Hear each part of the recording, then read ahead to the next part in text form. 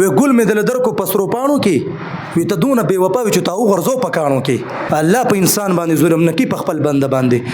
حدیثو کې راځي، روایتو کې راځي چې الله د خپل بنده سره د 70 میندو نه سیوا مینه کوي. او د یو مور مینه تاسو ټول لیدلې ده ماشاءالله. مور به په خپل خوراک نه کوي، خو د خپل بچی ته به چې د مطلب دا چروټې دغه کوي په خپل به وږي. او 2 کجوري وته ملاو شو کنه، او 2 بچی دي، هغه یو کجوري بل ورکی بل بل ورکی، دونه رحم دغه پس د کې د خپل بچی سره دونه مینه د مور دونه مینه ده. نو چې د الله تعالی د خپل بنده د 70 میندو نه سیوا مینه کوي، نو تو یا د غید ګمان تاسو کولی شي؟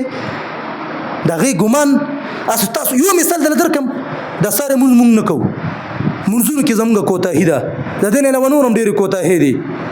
الله رب العزت نور ته حکمونه کو چې د پلانکی بنده زما چې دین نه پرمنی کړ دا ساره مونږه قضا کړ دی، نور ته دا حکم نه دی کړ چې د په کور مته ریږي، هوا ته دا حکم نه دی کړ چې په د هوا مکوا، یا دا غرنګ نور ډېر خبرې دي، رزق کې در باندې نه دی بند کړي. دې ته لږ سوچ پکار دی کنه چې الله تعالی څونه صبرناک ذات دی، څونه صبرناک چې موږ شکو او د الله سکی. هغه مونږ په پښتو کې کنه نه کړ چې دا بنده د بل بنده نه خپشي، ډېر احسانات وسره کړی نو هغه وسره داغه د طرفه مطلب دا چې دغه کوي کنه لکه ظلم زیاتی یا کوي مطلب نفرت خوري دی وسره مینه کې هغه. نو مونږ په پښتو کې شعر وایي وی ګل مې دل درکو په سرو پاڼو کې وی ته دونه بې وفا وي چې تا وغورځو په کاڼو کې. پوه شو کنه؟